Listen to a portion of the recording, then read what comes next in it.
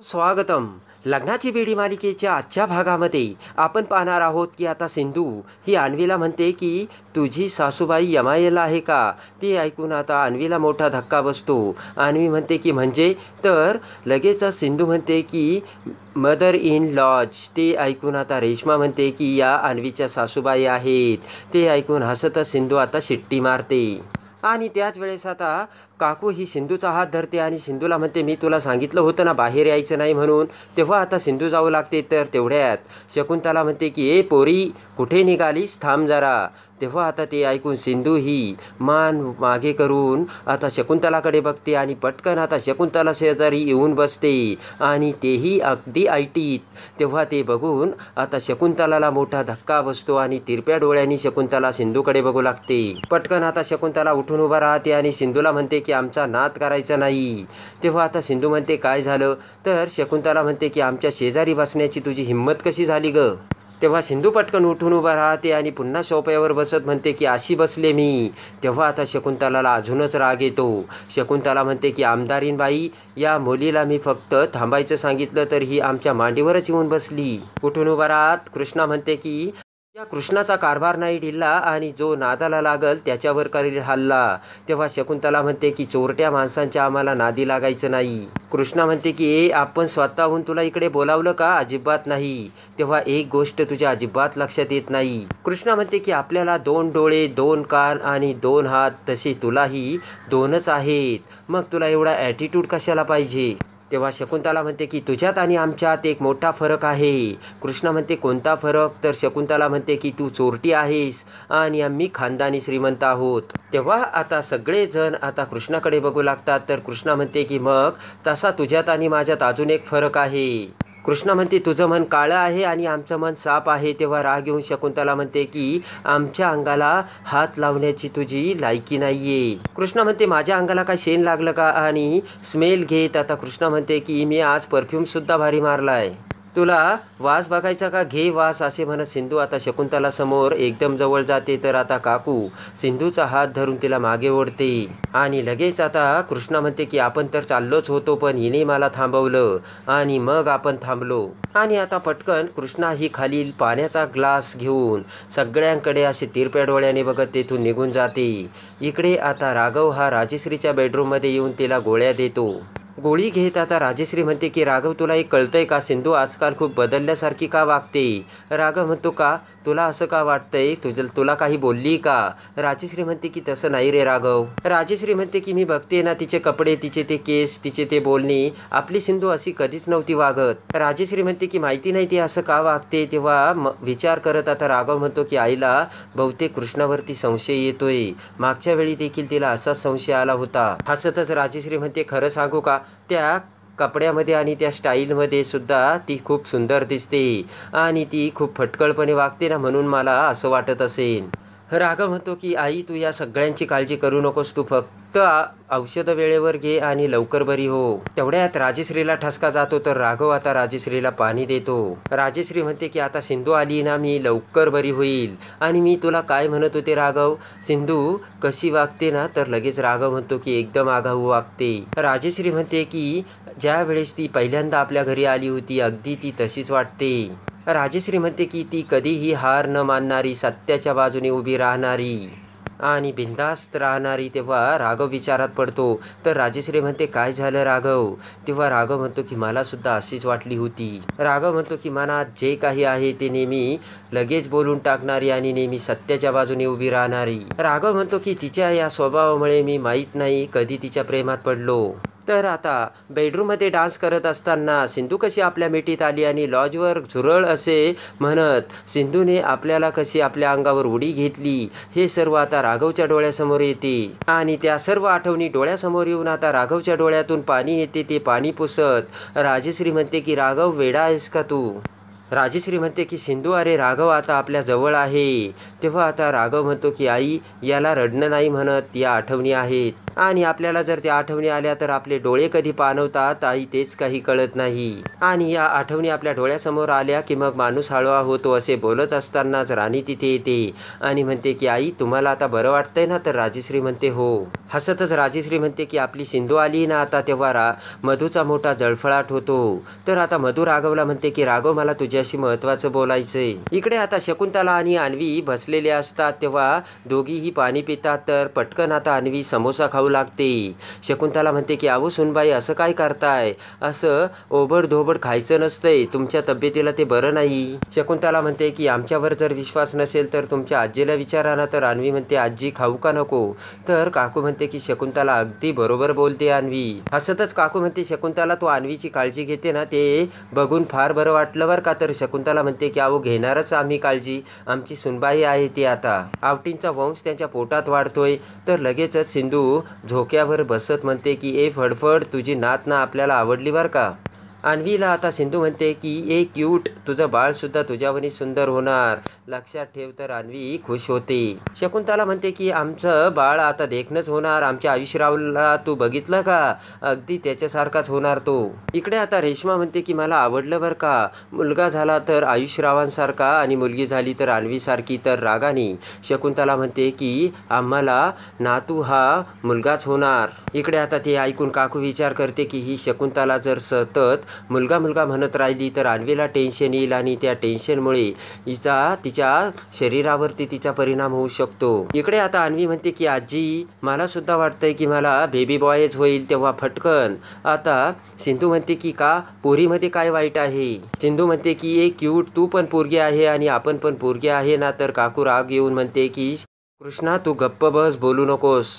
पटकन आता झोपाळ्यावरून उठून समोर येत सिंधू काकूला म्हणते की ए फडफड तू जेव्हा देवळात जाते ना देवळात गेल्यानंतर दर्शन घेते आणि त्यानंतर काय मागते? तर रेश्मा म्हणते प्रसाद. तेव्हा आता सिंधू म्हणते की एकदम करेक्ट बतकुली.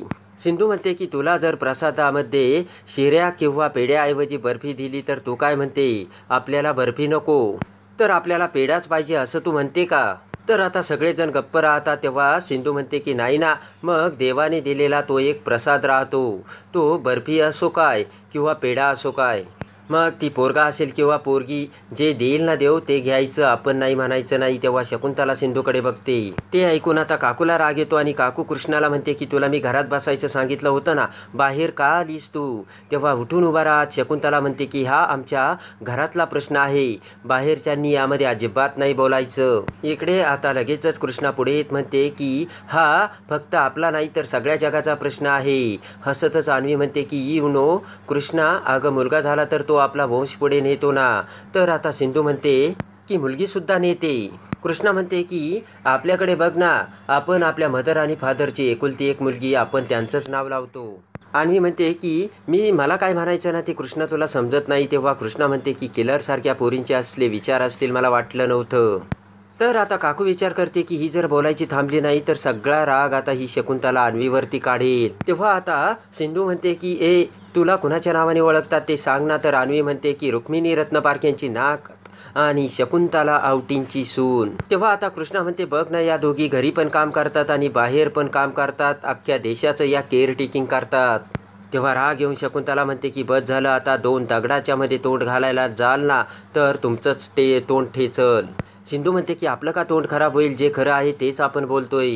आपल्याला मनमोकळेपणाने बोलण्याचा हक्क कायद्याने दिलाय आणि तो हक्क काढून घेण्याचा अधिकार कुणालाही दिलेला नाहीये. कळलं का तुम्हाला? असे आता कृष्णा सर्वांना सांगते. इकडे आता शकुंतला म्हणते की आमच्या घरात आमचाच कायदा चालतो. पण सिंधू म्हणते की आता तुमच्या घरात याच घरची पोरगी आहे ना. इकडे आता बोट करत शकुंतला बोलू लागते. तेव्हा काकू म्हणते की शकुंतला तू या पोरीकडे लक्ष देऊ नकोस ती या घरात नवीन आहे. तेव्हा आता बोट करत शकुंतला म्हणते की तुला मी शेवटचं सांगतोय आमचा नाद करायचा नाही आणि तुझ्या तोंडाला आवर घाल.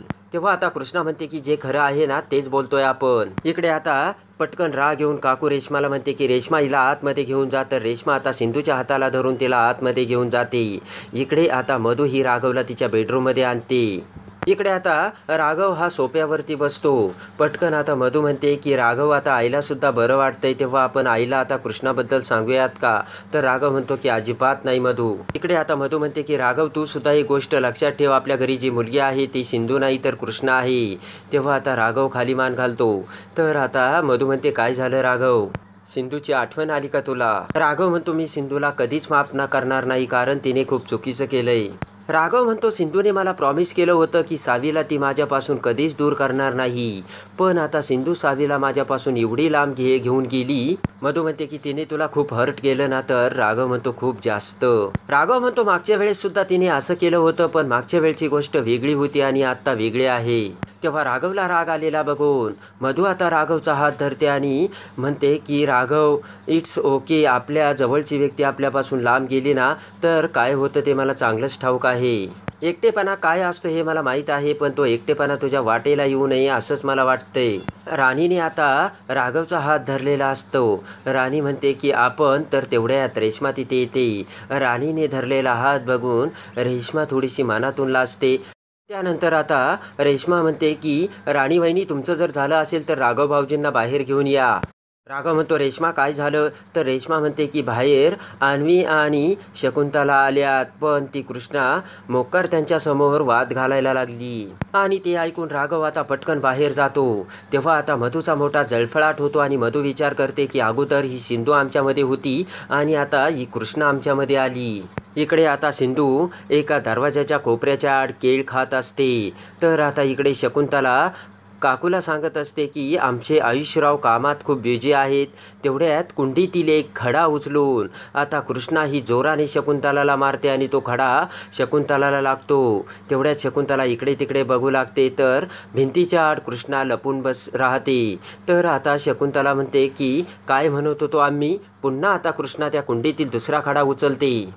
तर शकुंतला म्हणते की हा आयुषचा सेल्फी सिक्युरिटीचा कोर्स चालू आहे. मी काय म्हणते? तर तेवढ्यात कृष्णा आता दुसरा खडा शकुंतलाला मारते. तेव्हा शकुंतलाला तो खडासुद्धा खूप लागतो. तेव्हा आता सगळेजण इकडे तिकडे बघू लागतात आणि आता रागाने शकुंतला ही कृष्णाला बघते. तर कृष्णा आता हात करत पुन्हा शकुंतलाला चिडू लागते. तेव्हा आता शकुंतला म्हणते की आम्ही आता यांना सोडणार नाही, असे म्हणत रागाने शकुंतला आता उठून उभा राहते. तर आता इकडे कृष्णा ही शकुंतला आपल्याकडे येत असलेले बघते आणि पटकन आता तिच्या हातातल्या केळाचे साल आता समोरच असलेल्या शकुंतला समोर टाकते. शकुंतला रागाने आता कृष्णाकडे बघत पुढे येऊ लागते. तर आता केळीच्या सालीवरून शकुंतलाचा पाय पडून शकुंतला ही खाली पडू लागते. तेवढ्यात कृष्णा पुढे येऊन आता शकुंतलाला धरते आणि म्हणते की तुला कुणी हात धरलेला आवडत नाही ना? शकुंतला म्हणते की सोड माझा हात. तर आता कृष्णा म्हणते की सोडू का तुझा हात? आणि कृष्णा आता शकुंतलाचा हात सोडून देते आणि पटकन शकुंतला ही खाली पडते. आणि खाली पडताच आता शकुंतलाचे कंबरडे मोडलेले असते आणि त्याच वेळेस ते बघून काकू पळतच तिथे येते आणि शकुंतलाला सावरते. काकू म्हणते की शकुंतला तुला लागलं का खूप? तर आता कृष्णा मोठमोठ्याने हसू लागते. तेव्हा आता काकू म्हणते की तुला सांगितलं होतं ना तू बाहेर येऊ नकोस म्हणून. इकडे आता कृष्णा म्हणते की हिच्या विचारसुद्धा एकदमच खालच्या कॅटेगरीचे आणि लो लेवलचे आहेत. कृष्णा म्हणते की ए फडफड, हिला जर आपण हात लावून उठवलं तर हिचे विचारसुद्धा आपल्या लेवलला येतील ना? तेव्हा आता काकू कृष्णाला म्हणते की गप्प बस आणि आता काकू शकुंतलाला उठवते. तेव्हा आता शकुंतलाला खूप लागलेलं असतं. तर आता सोंग आणत कृष्णा म्हणते की लागलं का तुला? तर आता शकुंतलाला खूप राग आलेला असतो आणि रागाने आता शकुंतला जोराने तिचा हात कृष्णाला मारण्यासाठी उगारते. त्याच वेळेस आता कृष्णा ही शकुंतलाचा हात धरते आणि तसाच तो शकुंतलाचा हात पिरगळून आता शकुंतलाला कृष्णाने जायबंदी बनवलेलं असतं. तेव्हा आता काकू बोलू लागते. तर कृष्णा बोट करत काकूला म्हणते की हे फडफड तिकडं फडफडायचं आणि मागे हो. तेव्हा आता कृष्णाचा तो रुद्रावतार बघून सगळेजण अवाक झालेले असतात. तेव्हा आता कृष्णा म्हणते की ए फडफड, आत्ता तर फक्त आपण हिचा हात धरलाय आणि तुला हिचा हात आपल्या हातात धरायचा का? इकडे आता कृष्णा म्हणते की आपल्याला तू ढकलून देतेस का? मी काय तुमची ती सिंधुबिंदू नाही आहे, ती तुमचं ऐकून घेत असेल सगळं. तर आता कृष्णा म्हणते की आपलं नाव कृष्णा आहे. कृष्णा, या कृष्णाचा कारभार नाही ढिल्ला आणि जो आपल्याला नडणार त्याच्यावर करल मी हल्ला. तर आता इकडे आता अन्वी म्हणते की कृष्णा प्लीज त्यांचा हात सोड. तेवढ्यात राघव तिथे येतो आणि कृष्णाने आता शकुंतलाचा हात धरलेला बघतो आणि राघवला मोठा धक्का बसतो. राघव म्हणतो कृष्णा सोड त्यांचा हात. तेव्हा आता कृष्णा म्हणते की ए लंबू, आपण सुरुवातीला हिच्या वाटे नाही गेलो बरं का. ती आपल्याला चोरटी म्हणाली आणि नंतर तिने माझ्यावरती हात उगारला. सिंधू म्हणते की आता तर फक्त मी हिचा हात धरलेला आहे. तेव्हा पुढे येत राघव आता कृष्णाचा हात शकुंतलाच्या हातातून सोडवतो. त्यानंतर आता राघव म्हणतो की मी तुला सांगितलं होतं ना माझ्या फॅमिलीला हर्ट करायचं नाही म्हणून. तेव्हा आता राग येऊन शकुंतला कृष्णाला म्हणते की याची तुला खूप मोठी किंमत चुकवावी लागणार आहे. तर आता सगळेजण शकुंतलाकडे बघू लागतात. इकडे आता तेवढ्यात मधुसुद्धा तिथे आलेली असते. तेव्हा शकुंतला आता मधूच्या जवळ येते आणि मधूच्या कानात म्हणते की या कृष्णा नावाच्या मुलीला लवकरात लवकर तू बाहेर काढ. तेव्हा आता लगेचच मधू म्हणते की मला नाही वाटत राघव एवढ्या लवकर या कृष्णाला बाहेर काढील म्हणून, पण तुम्ही काही काळजी करू नका, मी कधीच हार मानत नाही. आणि मला मधू म्हणतात. इकडे आता अन्वी ही राजश्रीची भेट घेते आणि राजश्रीच्या तब्येतीची विचारपूस करते. तेव्हा आता राजश्री म्हणते की तुझ्या सासूबाई कशा आहेत. मी म्हणते की त्याही आता माझ्यासोबत आल्यात आणि आजीबरोबर बोलतायत. तेव्हा आता राजश्री म्हणते की सिंधूला भेटल्या का त्या, आणि सिंधूला त्यांनी ओळखलं नसेल ना. तेव्हा आता डोक्याला हात लावत कृष्णा म्हणते की आता त्या आयुष्यभर कृष्णाला विसरणार नाही. तेव्हा राजश्री म्हणते की कृष्णा, आता या कृष्णा कोण आहेत. ते ऐकून आता सिंधू सकट राघव अन्वी सगळ्यांना मोठा धक्का बसतो. तर आता सिंधू ही कृष्णा आहे हे सत्य राजश्रीला समजणार का. तर आता शकुंतलाचे कंबरडे मोडून आता मधू आणि शकुंतलाच्या तावडीतून सिंधू ही कशी सावीची सुटका करते आणि राणीच्या पापाचा घडा भरत आता सिंधू ही कशी मधूला घराबाहेर काढते, हे बघण्यासाठी आणि लग्नाची बेडी मालिकेच्या डेली अपडेटसाठी बेल नोटिफिकेशनवर क्लिक करून आपल्या चॅनलला लाईक करा, सबस्क्राईब